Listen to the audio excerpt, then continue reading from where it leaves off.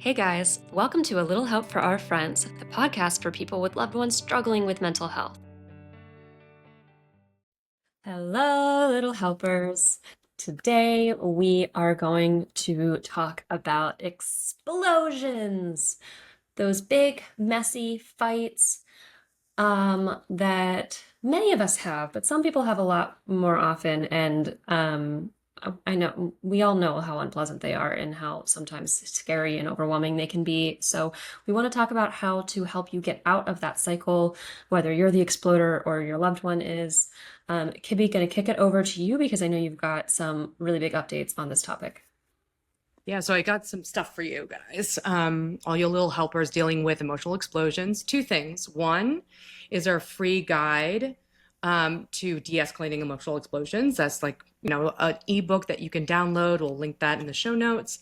And also, we're launching the Cool of Mind community on July 14th. And that is a place that we could all connect, and you can learn from us directly how to set boundaries, manage intense emotions, deal with crises. So in the community, there's a lot of cool things. There's a lot of resources, a lot of just courses for you to learn a little bit more and delve a little bit more into the topics that we talk about here. And there's a group course that starts July 22nd. So we're going to together learning all the skills that we talk about here. So you get a lot of support, a lot of guidance from us, and a lot of other great things. So if you sign up before July 14th, you get a 50% discount off the first month. Just go to coolamind.com, KULAMIND.com to check out a little bit more, or there's a link in the show notes where you can talk to me a little bit more about your questions or just sign up. Amazing. How would you define an emotional explosion? I feel like different people might have really different descriptions of this. Yeah, I mean, we've talked about all different kinds of emotion dysregulation. We talked about, anxiety or shutting down or freezing. I think we're talking right now with emotional explosions in terms of anger, like conflict within a relationship. Mm-hmm. So, we could talk about like high conflict couples and things like that. But basically, what we're talking about, it's like people who go from 0 to 60 all at once, right? Who maybe something small happens, like I know that, like I've heard a lot of people recently talk about, like, women talking about their husbands who are struggling and who are like normally are like steady cool dudes, but lately, for example, if they correct their husband about something they were doing with the kids, like how they're bathing them or feeding them dinner, and then the husband will just snap and will just, it seems like, coming from nothing, will just like explode at the partner. I'm saying this, making this gendered because that's just who have talked to me, but there's also situations where, yeah, like some men have seen their partners with BPD or some other kind of emotion dysregulation just all of a sudden shut down and, out of nowhere just be like cold and irritable and want space, or maybe they're like flying off the handle, running away, yelling at the kids, or maybe sometimes getting violent. So I think this, what we're talking about is like this, these conflicts that just explode out of nowhere and go from, nothing to like extreme height of it really quickly. I'm on episode 15 of the USA Love Island, which was boring for 12 straight episodes where nothing happened. And then suddenly in episodes 13 and 14, there were some explosions. Oh my And God. I mm, mean, don't go too much in this because one, I want to see it. And mhm. two, we got to do an episode on Love Island. So save your gold nuggets for next episode. Okay. But okay, It was what are woman the explosions exploding. like? So we just to be Okay. fair to the boys, the women, Mm-hmm. the women explode. Oh, is it good? Is it worth watching? No, it's incredibly boring for 12 episodes. And then it was really good for 2 episodes. And now I don't know what's going to happen. But I've never seen the other Oh, seasons. like You don't know what's going to happen. Like it could go back to being Oh, boring. wait, you've seen Love Island before? No, I have not. This is the first Love Island you've seen? Yeah. Oh, Jacqueline. Okay. All right. Well, then we're going to have to do a whole education for you. This is deep in the show. It's like watching Pete's season of The Bachelor and that being your introduction to The Bachelor, right? You got to see some of the classics. So, Yeah, I do it's because okay. this season is Offline. not a good first, yeah, first impression. No, and it came from the UK where, oh my God, like they seem to have no awareness of social media. They were just like unfiltered, like there was no rules or regulations. People just did all sorts of stuff. So, okay, Cool. we're all right. I'm getting really pulled into this topic, so we're definitely gonna have to do record about this after. But emotional explosions. Okay, what did you see in Love Island that looked like an explosion? Um, a woman being upset that her man did not show that he was like valuing her. Like other guys were taking their girls on date. I mean, they were like making little surprises and hers wasn't. And she exploded on him. I feel like for that, but then there was this over time, they started off really strong and she clearly like really bought into the relationship and I think thought it was going to solve all of her woes, you know. And then over time he started getting annoyed with her. And then there was this very dramatic scene where like America votes and they kind of got like separated and she almost got sent home and then he didn't go comfort her, which was fucked up in fairness. Like he didn't check in on her at all after she almost got sent home and like you know, and like they got like separated. But what made it explode, I mean, it was extremely ineffective communication, you know? I mean, she's like, first of all, exploding behind his back, but he can hear it, calling him a bitch, like calling him names and everything. And then the next day they got really into it and she was like, you know, like kind of like stalking him up and down the villa and like screaming like, fuck you, you're a bitch. You're a fucking bitch at him and stuff like that. It was really enjoyable to watch I can't wait. after 12 boring episodes. What is it with us who like is it what's wrong with us? I feel like when I hear that, I'm like, ooh, give me more of that. And like I really like drama. You like drama too. Yeah, of But not as course. I don't know if as much as I do, but like I just love emotional explosions. Why is that? Like Um, like we're gonna I teach people in Cool Mind well, how to just like regulate them, yeah. but I also kind of like love it, you know? Like Yeah. Well, I mean, for one thing, I would say like I enjoy them less maybe on shows like The Bachelor, where it's more about actually getting to know the people and having like watching them have deeper conversations and like actually having integrity is kind of yeah. important to the show because you're watching a love story. Love Island is like a lot of extremely shallow people, and you're not like listening to anything. You're not really buying into it for the same reasons. Like I think you're just wanting to see drama. But in terms of why we like drama, I mean, I think a um I don't know. Let me try to think of some things. I mean, one, it can be kind of cathartic to see somebody else do the thing you're not allowed to do. I'm not going to explode on somebody. I'm not. I know that's going to backfire, you know. So, watching somebody else do it is kind of interesting. But I think that we're a social species, and we are always looking to learn social lessons and emotional lessons. And watching somebody else's catastrophic mistakes can be A, it can reassure us that we are doing a good job, and B, I don't know, I think there's something organizing for us about seeing like cause and effect of people's like fucked up behavior. And but it's also just drama, right? Like there's no reality TV we might think is like a there's something shameful about liking that drama, but we if it were, an Oscar nominated movie, it would also have all the elements of coming together and conflict and breaking apart and, defeating obstacles and all of that. So I think there's part of it that's just conflict's interesting.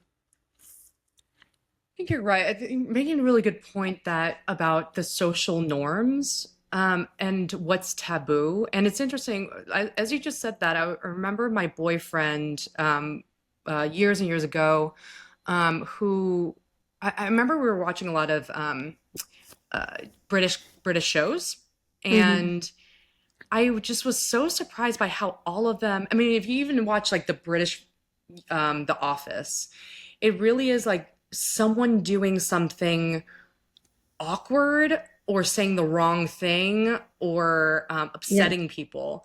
And I was like, why? And they didn't resolve it. They didn't go, oh, he's actually a nice guy. It's just like, here's some awkward, socially, like, mind blind man. And I was like, why are all British shows like this? And he said, well, we spend so much time trying not to be like trying to be socially adept or restrained that when it's cathartic to see someone messing up.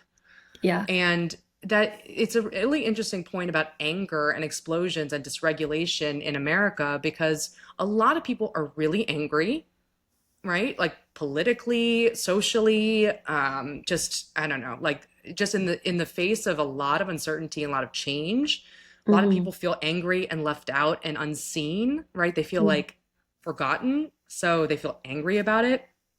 And then, but the expression of anger is pretty taboo in the US. I mean, we're probably like a lot spicier than other cultures, definitely like compared to like British or Japanese or whatever. But we, I was trying to think of like different ways that we could express anger in like healthier ways. And there really is a very small, narrow tolerance for it, right? We quickly go to that's toxic, that's abusive, that's wrong, that makes you a bad person.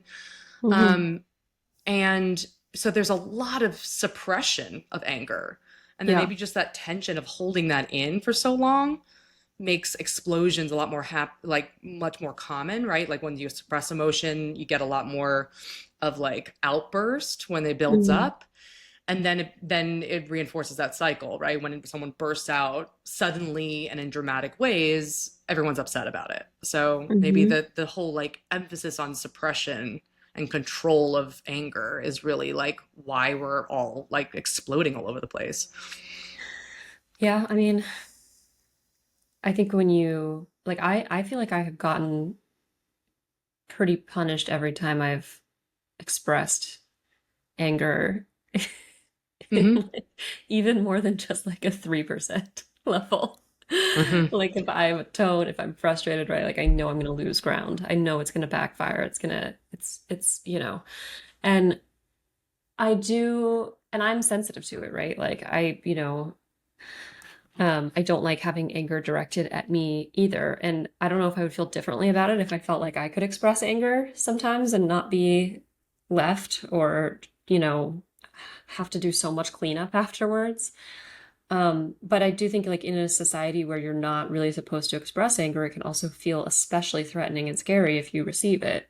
Because it's like, we don't do this here. Like, Hmm. what did I do to have, engendered this response in you?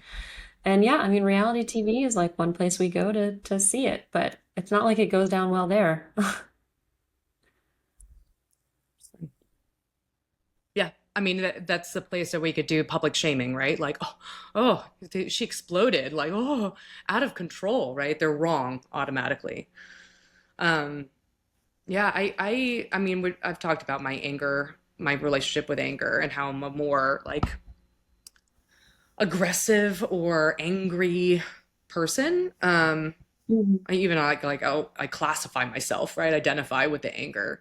But when I was in high school and younger, when I was dealing with a lot of like childhood chaos, I mean, I was emotionally explosive. I definitely met criteria for BPD when I was in high school. I mean, I Mm. had a boyfriend who we were we were so explosive and high conflict that it was just like every day was a drama. It really, we would have screaming fights on the street. I would like collapse into tears in the middle of like New York City. We'd be in cabs and get into an argument, and one person would like run out at a stop sign. I mean, like really, like I remember we had a fight once, and he was so mad at me that we got to a stoplight, and he was like, "Fuck you," and literally left the cab, like ran out of the cab, and just like Hmm. completely explosive. And like anger feels good sometimes. Like when you Hmm. have like that's like the expression of anger is reinforcing because it feels good to get real, like to scream, to yell, to like to there's a feeling of like like like ooh, that was energizing. Like I got something off my chest. It Absolutely. has like this relieving and energizing feeling to it. So that's why I like Yeah. drama, I guess. Yeah, I mean, I'm kind of thankful that this episode is not going to be about me for once, because I feel like it's been a lot of me talking recently. But that relationship did sound a little bit like my relationship from 10 years ago, where he would explode on me in the middle of the street and I'd be sobbing and he'd like pretend to stalk away at 3 in the morning, and I'd be like, I was like 22 years old, had no money. And so I was just sort of like smiling at that because it's in the past. It just occurred to me how similar those ex-boyfriends were. I mean, we've always talked about them, but they're similar. They're both like running companies, like like founders. They both, they're both like Hmm. handsome, wealthy, maybe Yeah, narcissistic except that men. yours was 18 and mine was 38 at the time. Yeah, So yours had a little bit of a better yep. excuse.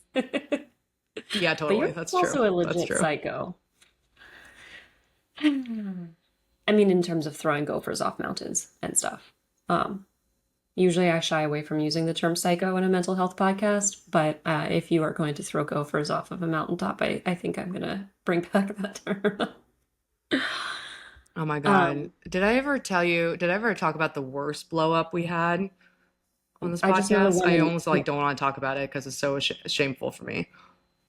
No, I mean, I just know about the one in Oh my Italy where he God. said that you punched him or whatever, and everyone wanted you to leave, and then they drove you to the airport, and then he was like, "Just kidding, that was all fake." So I know Oh about. yeah, that was that fight. Yeah, I'll talk about both of those. So the one in Italy,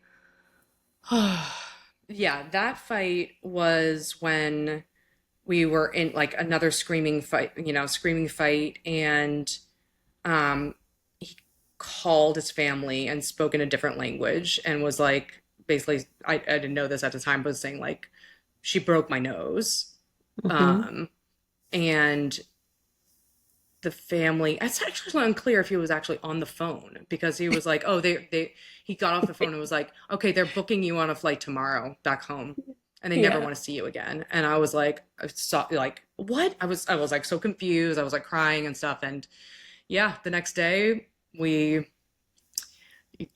packed up my suitcase and you know started to hail a taxi to get to the airport. And then he turned around and was like, that didn't really happen. They don't know anything. that's some I was psycho just shit. kidding. Yeah.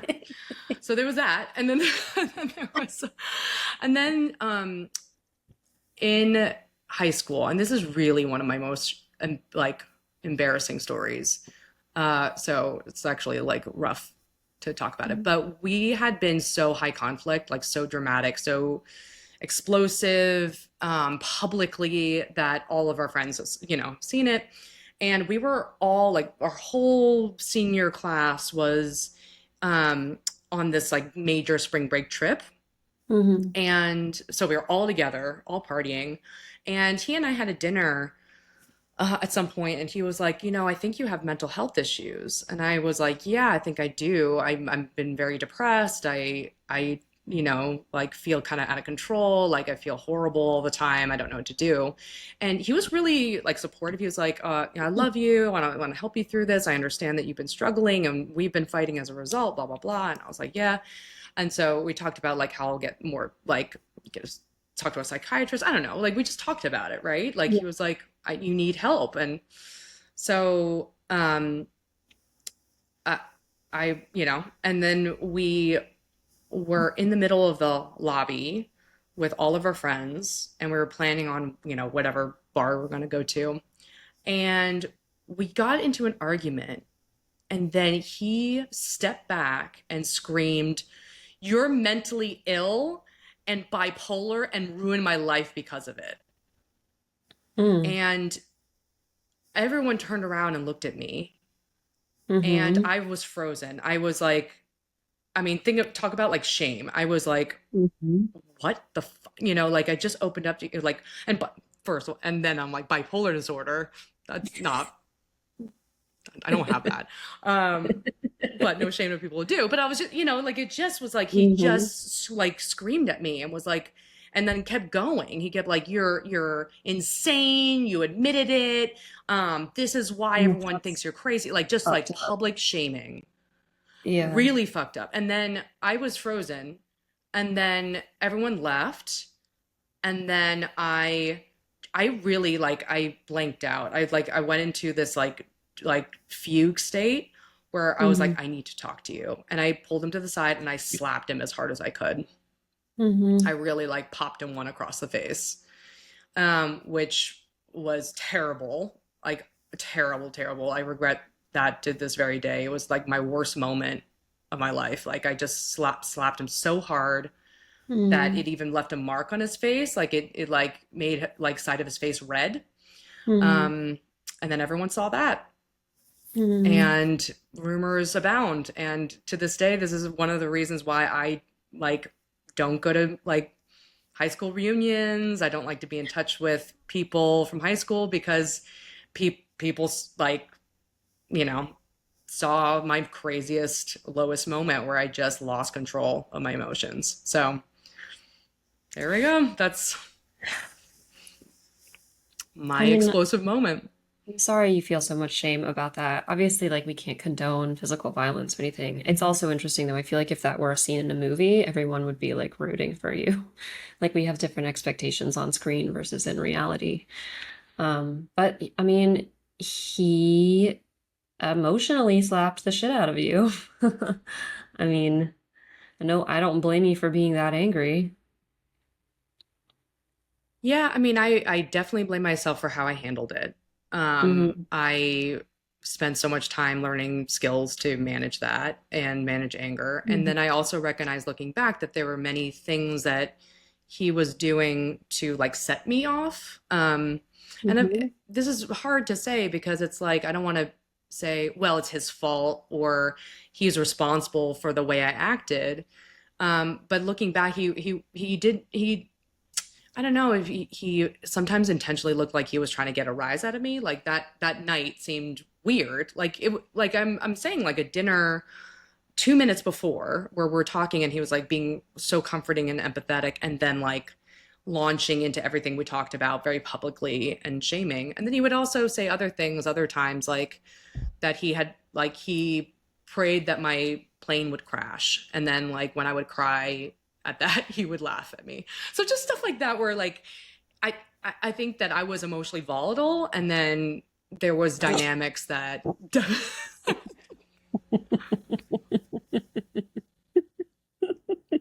I'm trying to be as professional and balanced as possible, but like it was pretty bananas. Like That's not normal.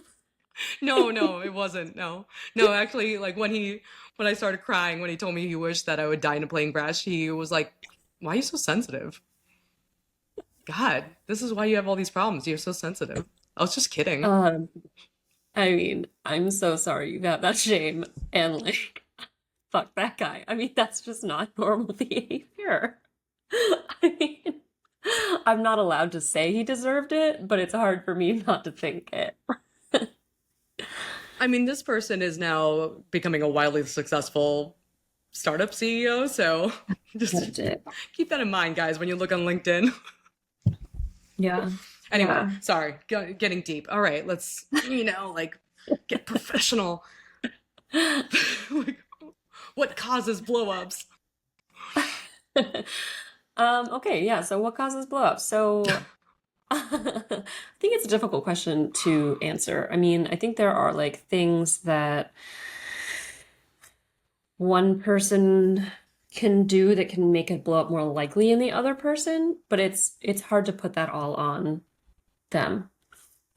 I mean, I think a lot of times people have blowups because, they don't have skills, or maybe they are from a culture where it's more acceptable. Um, or it's what was modeled for them, right? Or it's, like I saw a couple where, I work at the VA and like there were a lot of explosions in part just because like after you are in the military, especially in combat, your baseline nervous system is like, I mean, your blood pressure is, high, right? So if you are like in PTSD, right, there are a lot of blowups because your nervous system is already so frayed and like you're ready for, like attack at any time that it just takes a millisecond to like it just takes a little something to like put you over the edge. So I mean, I think there are tons of different reasons for it, and some are more acceptable than others.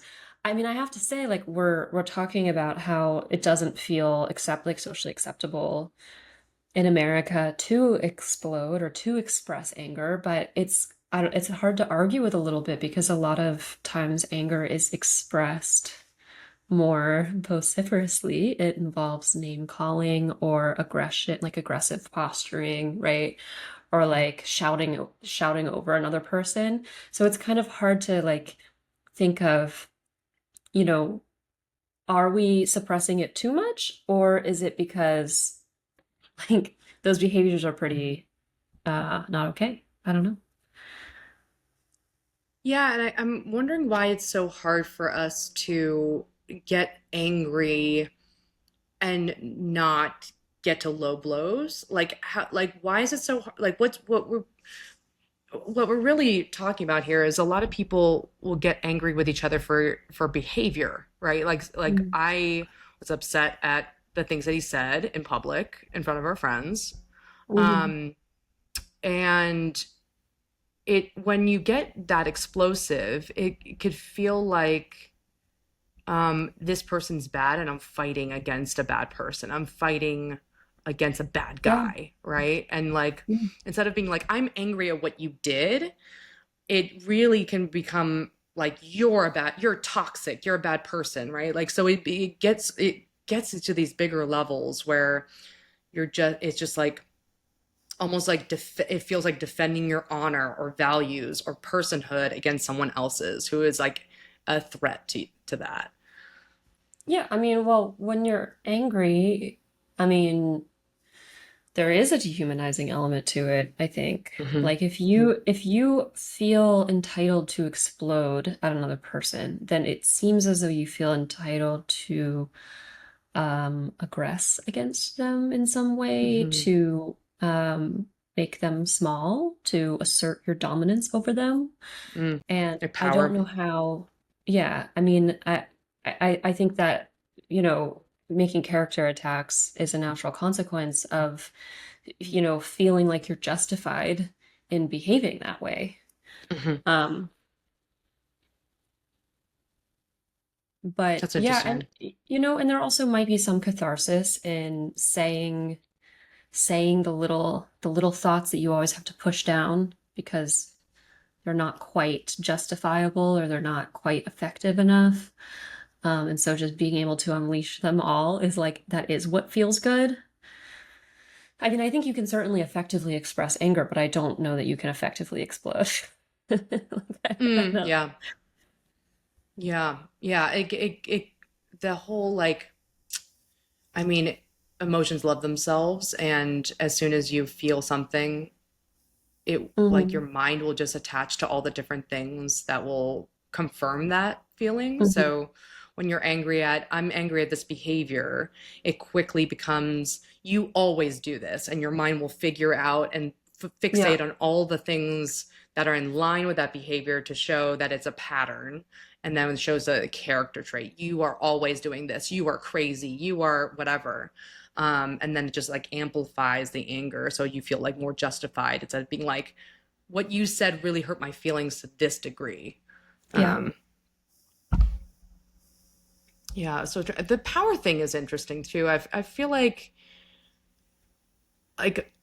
maybe this is Americans, maybe this is everywhere in the world, but like the idea of what we have power over or control over is really, really tough. Like it's, do you have control over your job? Do you have control over whether people are racist against you or not? Do you have control over your relationships and your children? Like, do I have control over my future and whether we could afford a house or get into World War III? Like, there's a lot of things that we're like there are we get a sense that there's like powers that be, aka the government or whatever, that feel out of our control, and it's really Mhm. hard for understand what is our in control. What is in our control is sometimes like the people who we're attached to, right? Like Mhm. sometimes it feels like some people mistake it for intimacy, where like I can be my true self around this person, like Right. this partner, my wife, my kids, or whatever.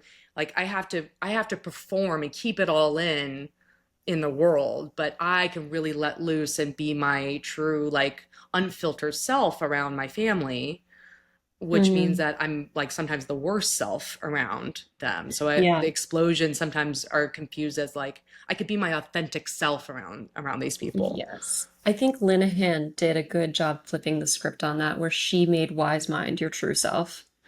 She Mm, made like, your wisdom, right? Your best self, your true self.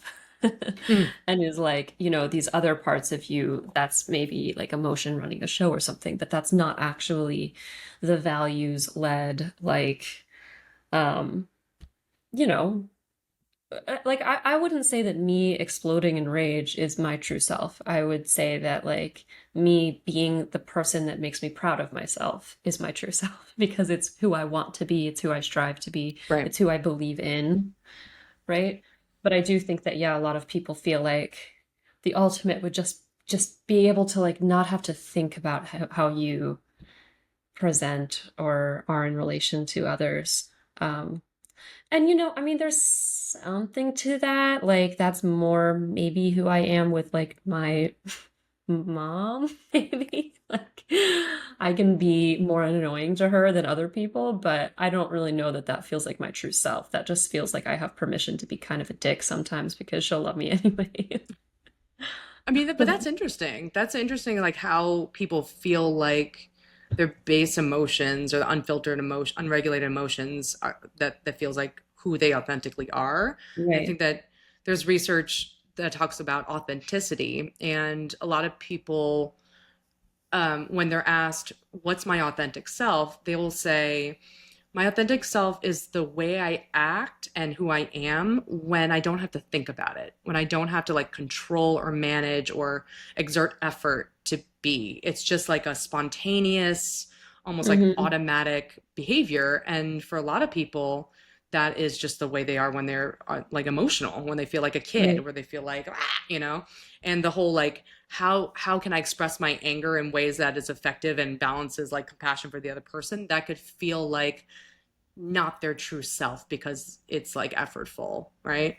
Right. But I think you're right that like these long-term goals and values are also who we are authentically. But anyway, I mean, that's I kind of have these questions about when people say masking, like I have to mask a lot. I'm like, well, duh. I mean, is that a bad thing though? Like, what are we? And like I appreciate internal family systems too for saying like, no, we're a series of parts. And the true self, there's a sense of the true self there too, but it is also the self that is more connected with maturity, values.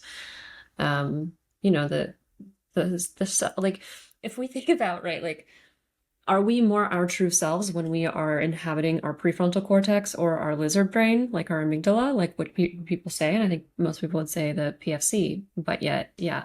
And of course, it is great to feel natural and be natural with another person. But mm. that feels different than the, being entitled to just unleash. Yeah. Yeah. Maybe I'm just affected by conversations I've had with our clients who have said, who struggle with a partner with emotion dysregulation, who have anger outbursts. Hmm. And they'll be like, the way you exploded on me was awful. Like, can you do something different? And then the partner who's more explosive will be like, well, now I can't be my true self. Now you're saying that I can't express my feelings, right? And Yeah. like my feelings are, and now I have to hold myself in. Um, so it's just interesting to think about like how some explosive and high conflict couples or just like Yeah. explosive relationships are about like, oh, I feel like I could just, I'm here and like a fan, I have a fantasy and wish that you would love me so much that I can act however I wanted to and you will still love me and be here, right? Yeah. I mean, that sounds great, but I mean, really think about like what an explosion is. I mean, working with couples, like high conflict couples, if I have, a couple where like the man explodes a lot, then there are nervous system consequences at the very least Mm-hmm. for the other partner. I'm choosing man here because men are like physically bigger and have the like ability to aggress more. And so I think this is just like a better illustration of my point, but obviously it can work both ways. But if you've got a 6'3" giant dude yelling at you, right? Like, even if they're not saying anything insulting, then that's going to really dysregulate the other person's nervous system. It's going to throw them into fight or flight or freeze, really, probably more likely. It's going to make it really hard to feel safe. And is that what it means to be yourself? Like, who, is that what you want your partner accepting and like loving about you, right? Is your ability to make her feel scared and threatened? Yeah. I mean, it's I up, mean, Mhm. doing what you did before, to be fair to the men, um, I have a previous study that shows that men and women are equally likely to perpetrate intimate partner violence, but we Mm. might not. It might have a different like impact on the partner if like a small woman is like slapping their husband Right. versus like a 6'3" or man. But yeah, I think I just imagine that if you're in a close relate like that attachment bond, not just like a friend or someone you're dating, but like I'm married to them, this is my family now. You might have this fantasy of what you would get from a parent, which, oh my God, now my son is like in tantrum city, like he is now pushing the boundaries, and Yeah. he was like thrash and kick and scream when he doesn't get what he wants. And I'm not gonna, I'm not scared. I'm not like, I'm kind of overwhelmed, but I gotta love him. I'm loving him and I'm staying steady and I'm staying there for him, like through the ups and downs. Right. And Yeah. so you're kind of like, oh, that's what love should be, or that's what I want to get, is this unconditional, I can act out and explode and you'll still love me and be there. Yeah. I mean, and this brings me, we've had this conversation so many times, right? Where I don't, but like, I think what Right. people are looking for is parental love. And I think a lot of people who haven't had good parental love, it fucking sucks because they are missing out on something. They are missing out on what it's like to know that you could explode. And I mean, I do this Instagram poll and I ask Jason this all the time. It's like, if your kid murdered someone, would you turn them in or help them hide the body? Like parents, like the idea that you could do the worst of human behavior and still be loved, like that is special. Um, I just don't think it's appropriate for our partners or Yeah. friends. Yeah. I think you're right. So, what are the different things that can escalate conflict? Like, what are the missteps besides for screaming about my mental health status in front of my entire senior class? Um, what else could possibly lead to an explosion? Yeah, I mean, so many things. The big ticket item is character attacks. I mean, that's going to be Yeah. the fastest one to get there. But I also think like explaining people's behavior to them can be really Bad? Unpleasant. Like Yeah, what? like Because that's what um we tell people to no, to I mean like you came home late because you don't care about me. oh, like making like inferences and like making like Yeah. like accusatory Yeah. or making accusations and what do you call it? Like interpretations based on their behavior. Yeah. But that's not necessarily, I mean, that's kind of a character attack, but it's not necessarily a character attack. It could be like Yeah. like you talk to that girl at the bar because like you're losing interest in me or something. Like that's not a character attack, but it would still kind of piss the other person off if it's not true. Um, so I just think like explaining people's behavior to them using your own interpretation is just opens the door for that person to then say, no, that's not true. And like, how dare you tell me who I am or like why I do the things that I do. hmm it's I'm trying to think about I'm trying to think about this on the spot. It's like this shift, this mindset shift of going from we're working towards a solution to a problem Hmm. together, like a collaborative problem solving mindset, to one Right. of like war, of like this is my enemy and Hmm. this enemy is here as a threat to what I believe in,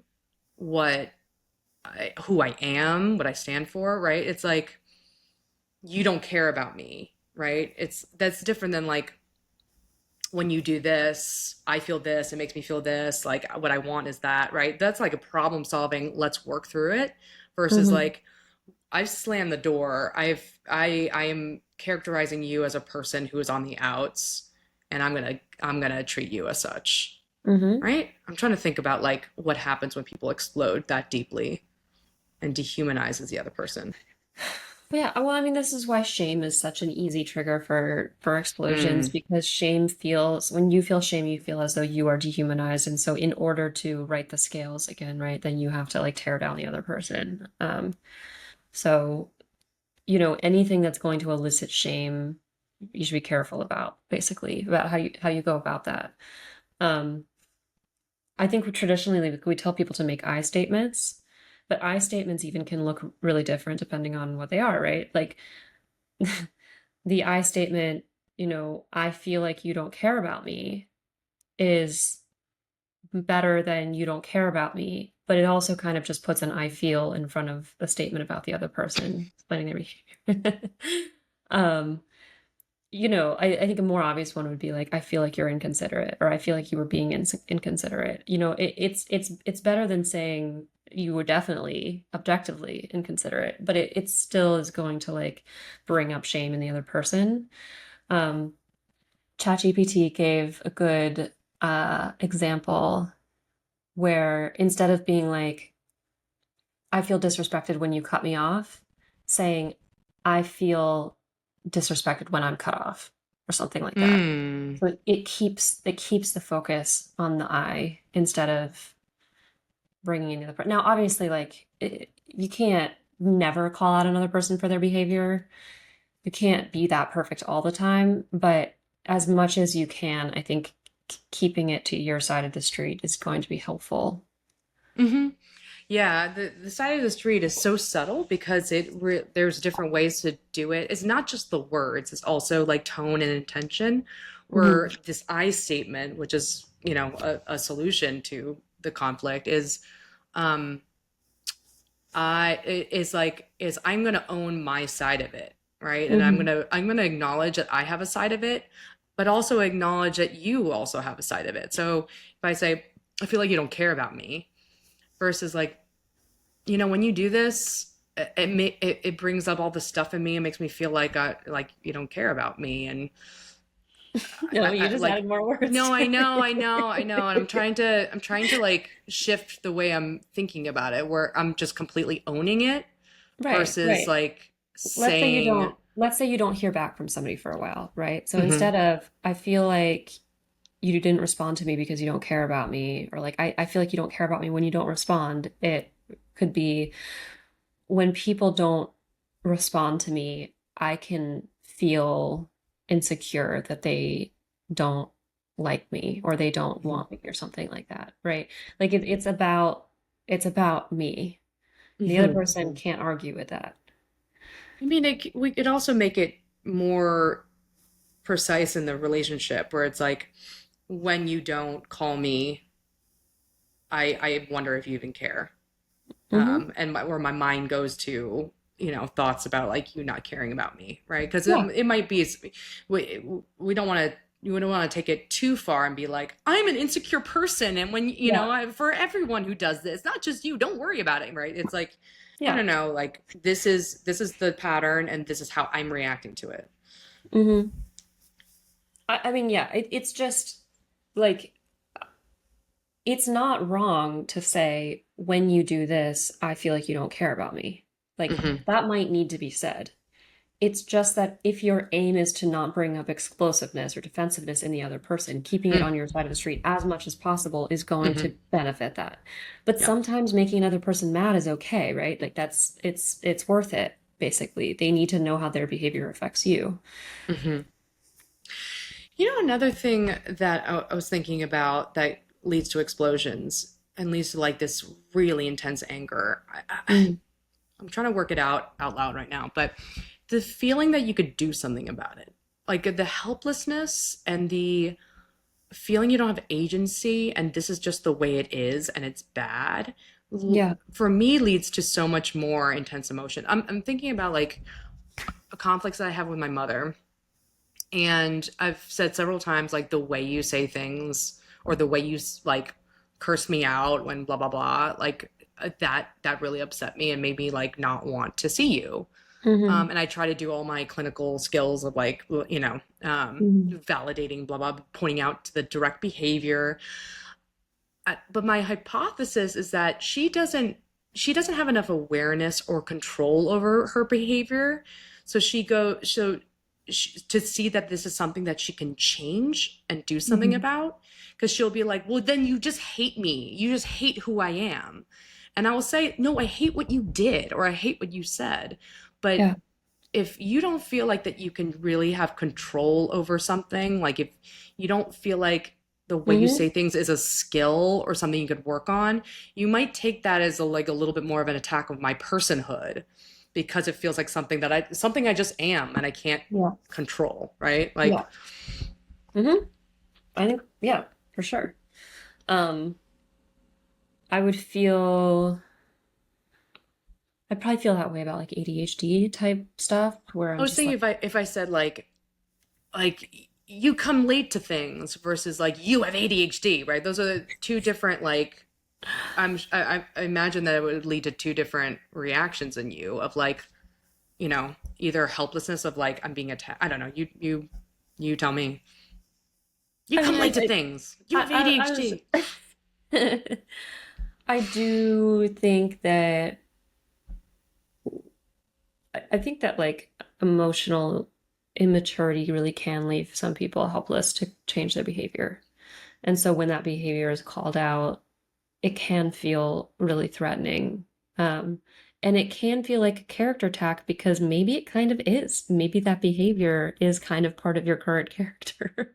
Like if you don't have the ability to change it, then I don't know, maybe that's who you are. And for I personally believe if you work hard with a therapist, yes, you can change it. But I can see how it would feel like that's as good as it's going to get. And I think ADHD can kind of feel like that sometimes, right? Like um, if people are getting mad at me for being disorganized all the time, then I can start feeling helpless about that and feeling like, yeah, there's not that much I can do about it. Of course, there is, but it can feel as though there's not that much I can do about it. And then I might be more sensitive to it or something. That's interesting. But I don't think that shame is the only reason people get mad at other people, right? Like I think unfairness is a big one. If I blame you for something I do all the time, that's not necessarily going to make you feel ashamed, but it might piss you off because you're like, how dare you? Hmm.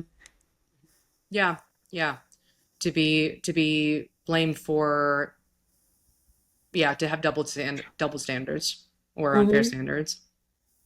Yeah, definitely. And also, like, we talk a lot about this, but invalidation, right? It's like when you are at such a high level of emotion, does this happen any other place? I think anger is one of those things, like fights are one of those things that it really can bounce off someone else's anger. Like you really escalate each other's anger quickly.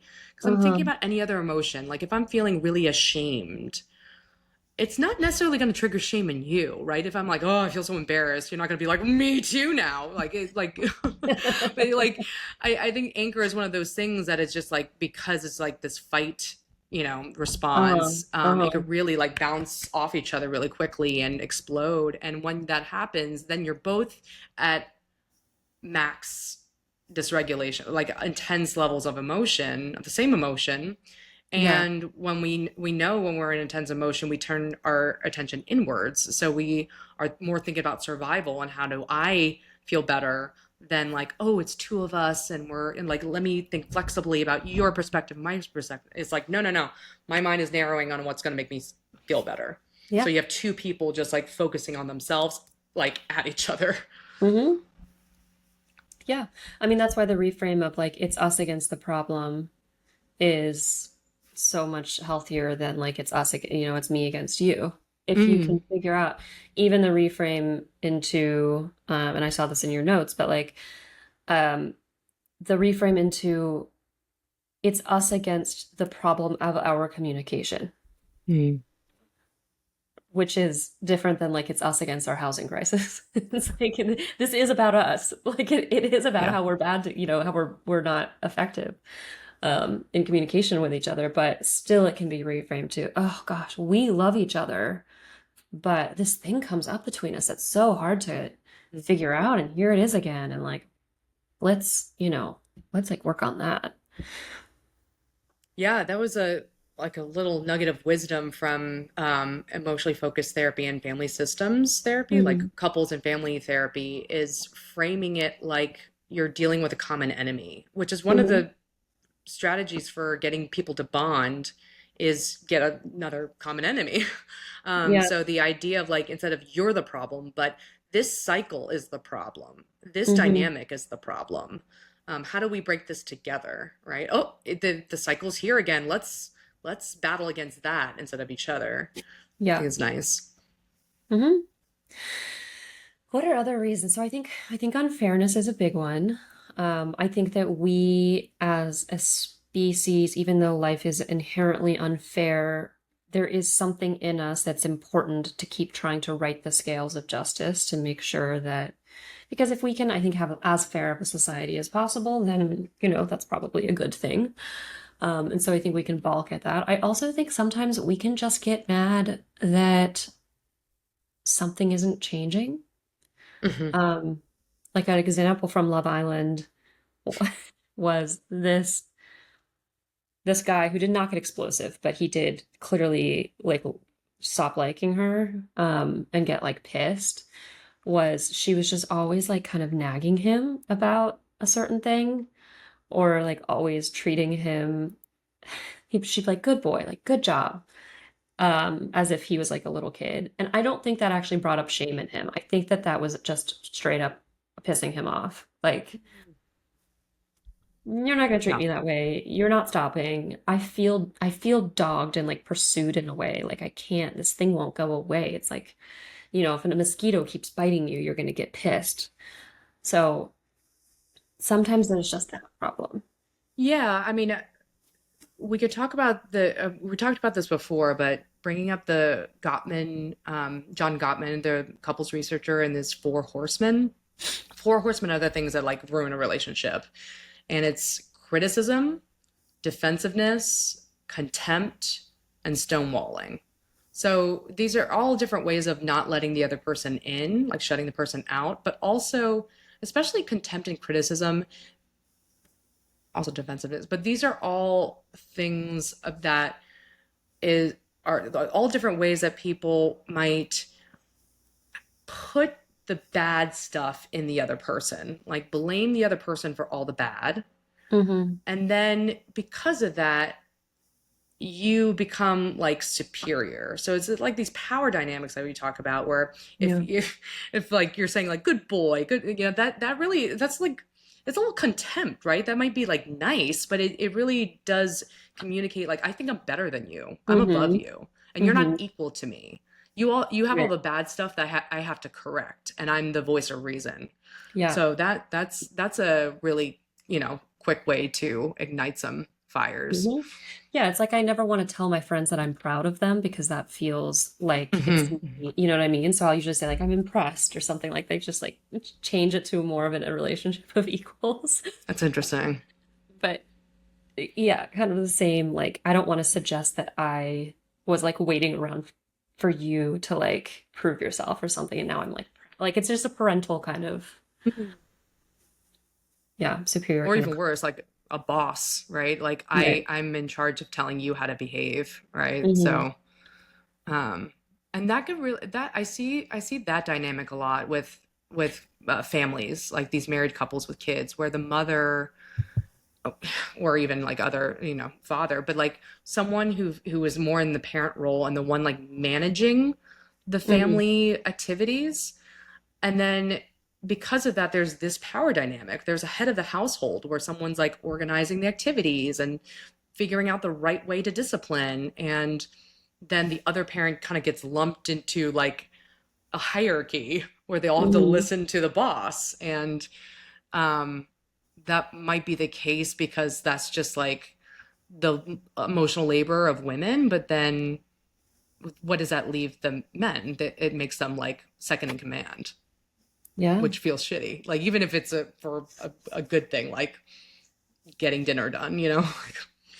Yeah, I mean, there are interesting consequences to gender equality, right? Like in the past, the man being the head of the household, I think maybe Hmm. like companies typically work better if there's one leader, but too bad. Like that's not how it works anymore. So we got to figure out how to have a two-leader household.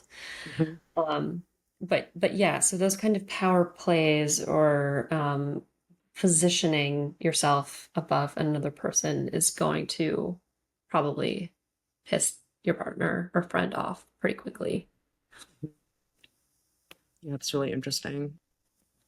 Yeah, and so like if you're in an explosive relationship, like think about like, do you really, are you the one that is in charge of teaching? Like, do you believe that you're in the role of teaching the other person how to do it the right way? Like, Hmm. even that belief, sometimes I've heard, like, oh, they get upset that when they make dinner, um, like they feel like they can never do it right, but like they don't do it right. Am I right? I'm like, yeah, but that's gonna feel bad, right? That's gonna feel like then the other person's gonna get angry and defensive, right? If you Yeah. I mean, think an that you house explosion, the right way. yeah, I mean, an explosion is a reassertion of power. I Mm, mean, that's because you really are, interesting. I like that. I mean, I think so. I don't think I can poke a hole in it. You are aggressing towards the other person in a sense. Like you are making yourself big and intimidating. That to me feels like an assertion of power. Um, and that could come if you feel like you need to like punish your inferior, or it can feel like you are the inferior and so you need to like reassert yourself and like, right the scales.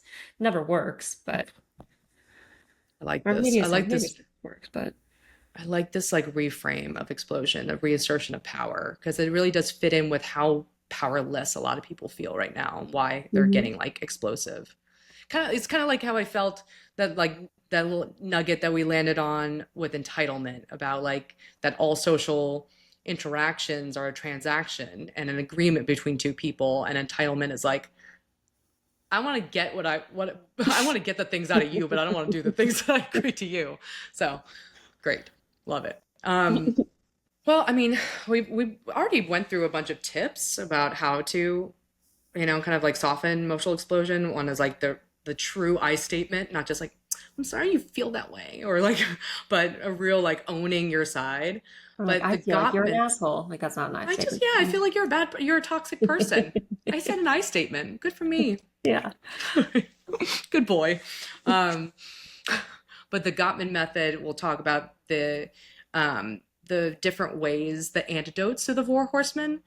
So instead of criticism, like coming at someone with criticism and blame for why they did something wrong, but you could Hmm. use a gentle startup, which is kind of what I statements so we talked about before. Instead of being like, it's all your fault, it's like, when you did this thing, I felt really hurt.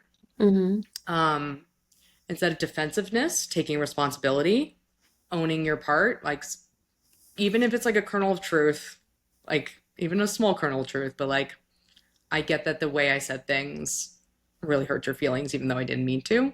Yeah. Or like I did make a mistake. I didn't mean to do this thing to hurt your feelings, right? Hmm. Contempt, the antidote is appreciation, right? Expressing, thinking about and expressing why you appreciate and respect your partner. I mean, when someone's really pissed off and really resentful, like that might be hard to access because you might be thinking of all the things, but it really is a good exercise to be like, why do I appreciate this person? What are they good at? What do they do for me? What do they do for the family?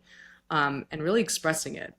I'm one of my patients said, "What? I'm supposed to just like thank my husband for doing the dishes like I do every night?" I'm like, yeah, like, Yeah. yeah.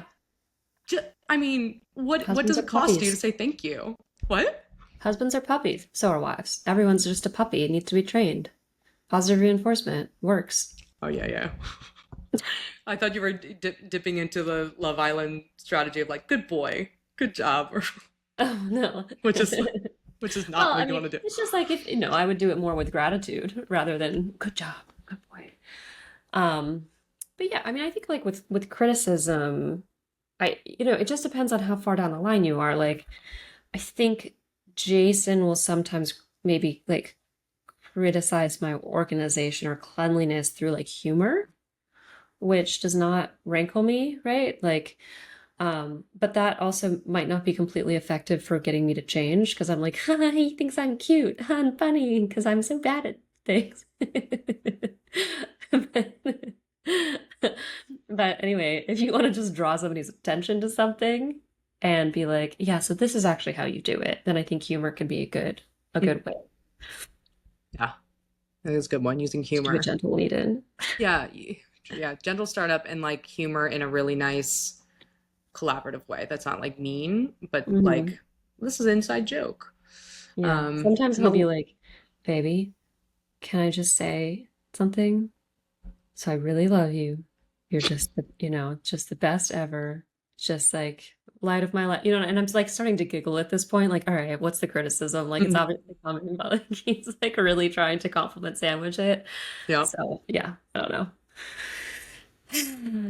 Yeah, I don't know if that works anymore, the compliment sandwich. Just because like when you hear that, I'm just like, all and right, it's here's the that bread. tone that you're leading into something, right? I really love you. You're great at so many things. However, and you're like, oh, just get to, just fine. Just tell me, And like, just rip the he does it band-aid in a off. way that's aiming to get me to laugh. It's like Uh-huh. kind of absurdist. Yeah, yeah, yeah. But yeah, no, I know that is the problem with the compliment sandwich is that you're just like, all right, I get it. That was the bread. What's the actual criticism? Meat, yeah. Yeah.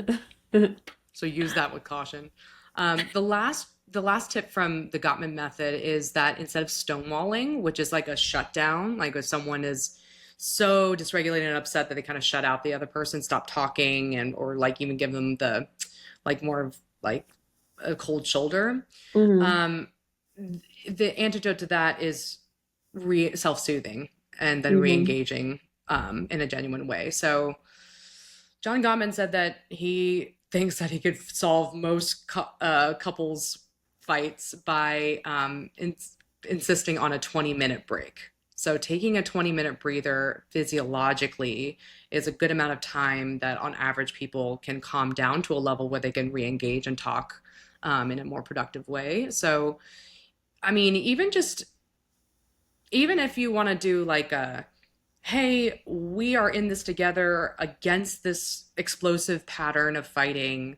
Let's do the 20 minutes and like let's just cue each other when we need to do it. So just like literally set a timer, look at the clock and like go take a walk or take a break for 20 minutes and then see what happens. Just like notice how the conversation changes after that break. I guess I get a little bit skeptical of like his suggestions sometimes because it's like, okay, the antidote to defensiveness is taking accountability. It's like, yeah, but if you have if you have struggles with defensiveness, it's going to be really hard to just like it's something that is you need to like really learn over time. There's some, I mean, that is the antidote, right? Is like, okay, but first you have to notice it. Like, okay, I'm at risk of getting defensive, and that is at risk of meaning that I'm just going to have to spend all day tomorrow apologizing. Or like, it's at risk of breaking down this relationship. So I need a really compelling reason to want to not do this.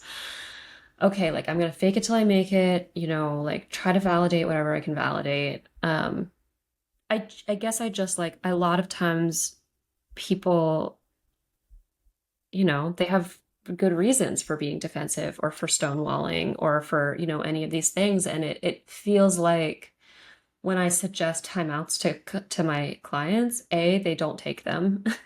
Or B, and I teach them all the rules, right? You got to come back. You got to set a time, like you got to set a time for coming back. You just tell the person where you're going to be, like all of these things. And I don't know, it just either doesn't happen or it's not enough. Um, because in the moment, right? Like in the moment when you're angry, you just want to annihilate. And it's really hard to get into your head and say, this isn't gonna go where I want it to go. Like I think low level exploders, yeah, like I don't know. Absolutely. If you are stonewalling, it probably means you're in a kind of a freeze response. And so you need to be able to soothe your nervous system to be able to re-engage. Mhm.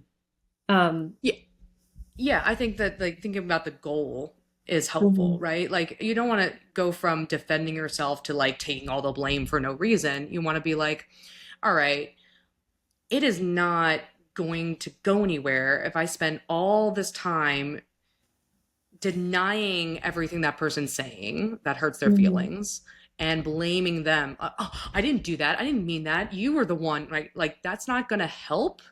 Yeah. Like there might be a fear of like if I admit to anything, I'm a losing battle. But if Mhm. you're thinking the goal is to make them feel better, figure out a better way, be right, even to say like, yeah, you're right, I did say that, and that Mhm. wasn't nice. However, I have all these other feelings, right? Like to be fair Yeah. with the goal of like, okay, if I'm going to take this break, if I'm going to take accountability, my goal is to soften this explosion Yeah. and not get into a screaming, throwing, hitting match, right? Right. Yeah. With breaks, I think that yeah, you have to tell them when you're going to come back or at least check in. You have to tell them where you're going, but also like for the love of God, do something distracting during that break. Because I think a thing that happens is people just sit there stewing Yeah, and then they come back and they think of 20 more reasons why they should be mad. But that's like yeah. so hard to do. So sometimes with breaks, I'm like, ugh, do I even want to suggest that? I mean, I take like a day break, which is terrible for Alex. But I do it because I'm like, whatever. If I'm just gonna snap at him Right. and say all the things that like my anger wants me to say in this moment, then I'm just gonna be blamed, and this Yeah. it's gonna be entirely about how I'm gonna have to apologize, and I'm gonna be the bad guy. So Mhm. I'm going to go and spend a day in bed watching horror movies. That's like my thing, and texting you and texting Mhm. Caitlin and all her friends about how awful and all the naughty thing, all the anger thoughts, and text it to my friends, and then get some validation, and then and just I wait until I get from a place of anger to like my fear and sadness and hurt and shame, which is really what's driving my anger. And Yeah. then when I'm about to cry, or Mhm. when I do start crying, that's when I decide to ask Alex to talk again, because That's a then I good know rule. that I could talk to. I mean, it doesn't always go well, but it at least is way better than if I were to react in that moment. When I come to him and say, like, I'm really hurt, Yeah. and I'm crying and not like angry, I think that goes Uh-huh. differently at least. So, Yeah. No, I like that. I think the problem is some people won't. their emotion won't go down. Like it won't switch. They'll keep the anger alive because it's too hard to be vulnerable. It's too threatening to be vulnerable. And so they'll refuse to go into softness, which I do think is going to be more likely with men. And it's not because men are terrible, but because our society has told men they're not allowed to be soft and they're definitely not allowed to cry. So, but I do really like that rule in general of saying, when I'm in this emotional state, it's not going to be effective. So I'm not going to engage until I'm at the real emotion that underlies it. Hmm. Problem is, if the anger is really justified, that's a pretty tough rule to follow because Then to really think about, what is the goal here? What do I yeah. want out of this? Like, do I want to defend myself? Do I want to point out an unfairness? Hmm. Well, you're not going to do that as effectively in the heat of the moment. Then, if you have a 20-minute break, chill out, really craft your words, maybe talk to a friend, talk to a coach or therapist, work out all the feelings and really figure out what you want to say, Hmm. right? Think about it as like, not just like, how do I become a vulnerable puddle again, but like, what do I really need? And how do I want this to turn out? And what's the best way Right. to get there? Yeah. Yeah. If you are somebody who goes to contempt, so yes, the antidote is appreciation and gratitude. But I would try to think about what feels so good about contempt and understand that is the horseman that has the worst outcomes. So if you are stuck in that place, know that your relationship is threatened if that's where you are. And sometimes it's not terrible to have contempt, but it might mean that you're in a wrong relationship. Like you should not, because being at the other end of contempt is terrible. Feeling contempt for your partner is terrible. So right, it's like, what is the function of this, right? Is this keeping me safe in some way? Is this keeping me from being hurt by my partner in some way? Am I genuinely disgusted by my partner? In which case, like, that's a sign that something needs to change. Yeah. About your relationship configuration. Or how much access you should be having to that person. So if it's really, really a struggle to come up with things that you appreciate about your partner or your friend, then really think about that. Yeah. Yeah. That led to my divorce. Yeah. Yeah. Yeah. And then stonewalling, I mean, so that is maybe an indication that you're in a bit of a freeze response. Going to self-soothe can be really helpful. Figuring out what kind of communication from your partner would help you not go into that, like, you know, shut down, frozen state is really important. So yeah, so I think if we wrap here with tips, Kivi, do you have a resource for us? Yeah. In fact, I do. So again, I'll link the guide to de-escalating emotional explosions. It kind of lists out a lot of things that we talk about here, but in a PDF file that you can save and refer to it when you guys are exploding. So Amazing. Will Kibby, I don't want to explode to you if we don't get any 5-star ratings on Apple Podcasts or Spotify. So I'm gonna ask for, I feel like our listeners are dickheads if they don't do that. And so in order, I don't know, I'm losing the thread of this. We'll see you guys next week. By accessing this podcast, I acknowledge that the hosts of this podcast make no warranty, guarantee, or representation as to the accuracy or sufficiency of the information featured in this podcast. The information, opinions, and recommendations presented in this podcast are for general information only, and any reliance on the information provided in this podcast is done at your own risk. This podcast and any and all content or services available on or through this podcast are provided for general, non-commercial informational purposes only and do not constitute the practice of medical or any other professional judgment, advice, diagnosis, or treatment, and should not be considered or used as a substitute for the independent professional judgment, advice, diagnosis, or treatment of a duly licensed and qualified healthcare provider. In case of a medical emergency, you should immediately call 911. The hosts do not endorse, approve, recommend, or certify any information, product, process, service, or organization presented or mentioned in this podcast, and information from this podcast should not be referenced in any way to imply such approval or endorsement.